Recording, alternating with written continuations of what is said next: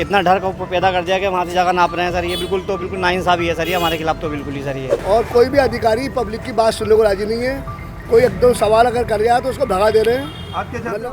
एक बार फिर हल्द्वानी के वनभूलपुरा क्षेत्र का रेलवे के द्वारा सीमांकन किया जा रहा है। आप देखिए, हम इस वक्त इंदिरा नगर पर मौजूद है, जहां रेलवे के द्वारा ये बताया गया था कि ये जगह भी रेलवे की आती है, लेकिन आज फिर रेलवे के द्वारा यहाँ जो है सीमांकन किया जा रहा है। आप देखिए, यहाँ तमाम जो पुलिस फोर्स के साथ और तमाम जो एक संयुक्त टीम बनाई गई है, जिसके बाद जो है हल्द्वानी के वनभूलपुरा क्षेत्र का फिर से जो है यहाँ सीमांकन हो रहा है। आप देखिए, यहाँ पूरी तरीके से जो दुकानें हैं, मैं कहूँगा एक बार अपने सहयोगी से दिखाए किस तरह से ये वही वनभूलपुरा क्षेत्र है, जहाँ से इससे पहले ये आपने देखा होगा कि किस तरीके से यहाँ जो वनभूलपुरा क्षेत्र में रेलवे ने इस बार अतिक्रमण को लेकर एक बार फिर से यहाँ सीमांकन किया है। वहीं संयुक्त एक टीम बनाई गई है नगर निगम के साथ साथ तमाम सिटी मजिस्ट्रेट और एसडीएम और यहाँ तमाम जो पुलिस प्रशासन और रेलवे के अधिकारियों के द्वारा ये सीमांकन किया जा रहा है, क्योंकि इससे पहले भी जिस तरीके से रेलवे के द्वारा ये कहा गया था कि वनभूलपुरा क्षेत्र में लगभग 28 हेक्टेयर ज़मीन रेलवे की आती है, लेकिन उसके बाद ये मामला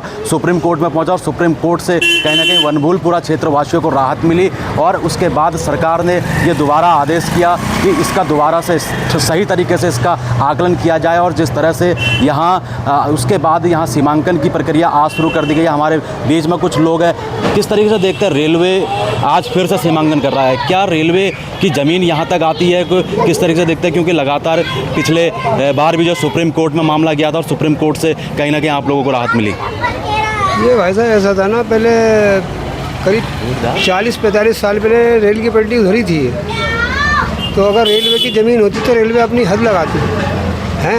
रेलवे के खंभे उधर ही गड़े हुए हैं, जहाँ रेलवे की हद होती है रेलवे की हद वहीं तक मानी जाती, उसके बाहर नहीं मानी जाती। ये जंगल था खाली है, रेलवे का कोई मतलब नहीं है। तो रेलवे दावा कर रहा है कि हमारी ज़मीन है और आज भी यहाँ सीमांकन किया जा रहा है और कोर्ट में भी जो है रेलवे की तरफ से कहीं ना कहीं पुख्ता कागज़ या कोई ऐसे तथ्य नहीं दिए गए थे जिससे आप लोगों को राहत मिली थी? ऐसा कुछ नहीं है भाई जान, ऐसा कुछ नहीं है।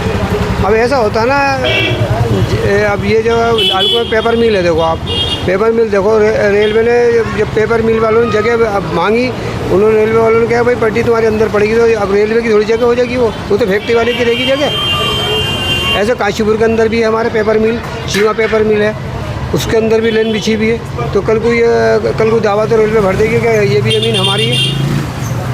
तो बिल्कुल कहीं ना कहीं ये स्थानीय लोग हैं जो साफ तौर पे कह रहे हैं कि जो रेलवे की जो भूमि आती है वो रेलवे क्रॉसिंग के बाद वो भूमि आती है, लेकिन ये 28 हेक्टेयर की जो भूमि है ये रेलवे की नहीं आती है। यहाँ के जो स्थानीय लोग हैं उनका साफ तौर पे कहना है। और इससे पहले भी जिस तरह से यहाँ जो वनभूलपुरा क्षेत्र का जो मामला था वो लगातार तूल पकड़ता गया था, जिसके बाद यहाँ कई सारी जो घटनाएँ भी देखने को मिली। अब ऐसे में आज पुनः फिर से रेलवे के द्वारा और संयुक्त जो पुलिस प्रशासन के द्वारा यहाँ एक सीमांकन किया जा रहा है, सर्वे किया जा रहा है और आगे जो है सरकार को और सुप्रीम कोर्ट को ये रिपोर्ट पेश करनी है। अब देखने वाली बात है कि आखिर रेलवे की जो ज़मीन है वो कहाँ तक निकलती है। लगातार 30 हेक्टेयर भूमि ये कह रहे कि अतिक्रमण की गई है रेलवे द्वारा, आप लोगों द्वारा रेलवे की। इन्होंने कल से सर्वे करा है, कल से निशान लगाए लाल रंग के।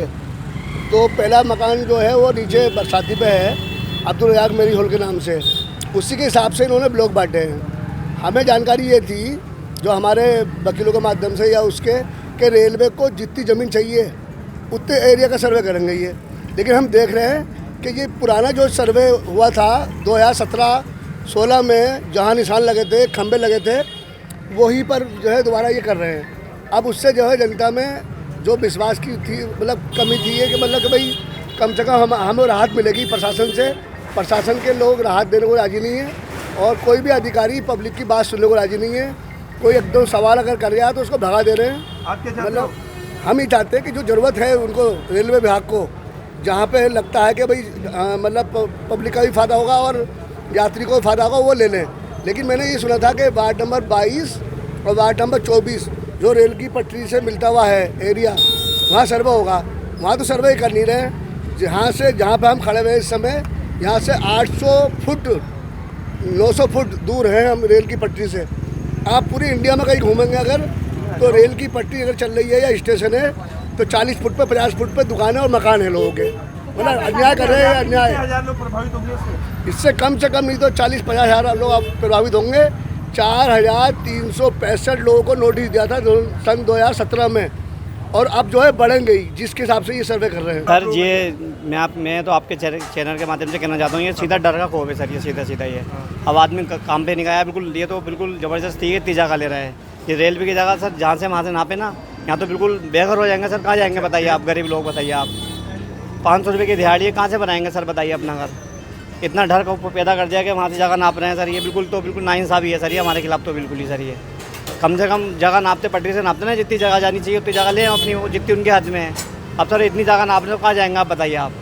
बेघर होंगे आप लोग? सर बिल्कुल बेघर है, कहाँ जाएंगे सर बताइए आप। सब मजदूर वाले हैं, ऐसे नहीं कि बड़े बड़े बिजनेस वाले हों। क्या करेंगे अगर बेघर हो जाएंगे तो? सर तो फिर रोड पर आना पड़ेगा मैम, क्या बताइए सरकार को। हम तो सरकार, मेरा नाम वसीम नाम है सर, मेरा नाम वसीम सैफी सर। देखिए, जो माननीय उच्चतम न्यायालय के निर्देश थे और रेलवे के साथ इसमें बैठक हुई थी, तो इसी के तहत विभागों को लेकर के टीमों का गठन किया गया और रेलवे के सहित 8 विभागों के कर्मचारियों के साथ ये यहाँ पे वनभूलपुरा में सर्वे का कार्य शुरू किया गया। कब तक चलेगा? कितनी हेक्टेयर भूमि है? देखिए, आज से स्टार्ट किया गया है और जो रेलवे द्वारा पुराना सीमांकन था उसी के तहत जो चिन्हीकरण है उसमें चलेगा। देखिए, आज स्टार्ट ही किया है, अब इसमें जितने भी अवधि लगेगी। देखिए, सुप्रीम कोर्ट के जो आदेश हैं उनके कंप्लायंस के क्रम में यहाँ पे सबसे पहले DGPS के माध्यम से सर्वे किया गया था रेलवे वर्क के द्वारा, और अभी जो है डोर टू डोर कैंपेन के माध्यम से जितने भी यहाँ पे जो रेजिडेंट्स रह रहे हैं, हैबिटेंट्स हैं, इनका डोर टू डोर सर्वे किया जा रहा है कि कितने लोग हैं, क्या हैं, और इसमें डिफरेंट डिपार्टमेंट जो हैं उनका भी सहयोग लिया जा रहा है। जैसे बिजली विभाग है, यहाँ पानी विभाग है, आपूर्ति विभाग है, रेवेन्यू डिपार्टमेंट के सभी लोग हैं मौजूद, और जल्दी पूरी प्रक्रिया को खत्म कर दिया जाएगा। इसमें 6 सेक्टर्स में पूरे एरिया को बांटा गया है और उसी के हिसाब से आगे की कार्रवाई की जाएगी। तो सर्वे में सर क्या निकलने वाला है, मतलब किस प्रकार से सर्वे हम पूरा होगा और आगे क्या रहेगा? इसमें ये रहेगा कि एक जो भी रेजिडेंट कोई है उसमें उस परिवार में कितने लोग हैं, मुखिया कौन है, अन्य लोग कौन है, किराएदार कौन है, सारी चीज़ों को मेटिकुलस लेवल पे सारी डिटेलिंग की जा रही है। सुरक्षा दृष्टि के हिसाब से सर किस प्रकार की सुरक्षा दृष्टि के हिसाब से किस प्रकार? सुरक्षा की दृष्टि के हिसाब से हमने डिप्लॉयमेंट किया हुआ है यहाँ पे अलग अलग सेक्टर्स में। सब इंस्पेक्टर्स, हमारे कांस्टेबल्स और लेडी कांस्टेबल्स का भी डिप्लॉयमेंट किया गया जगह। RPF भी आप देख रहे होंगे जगह जगह है, मुस्तैद है, इसी के हिसाब से। राकेश जोशी, न्यूज़ 31 उत्तराखंड के साथ हल्द्वानी।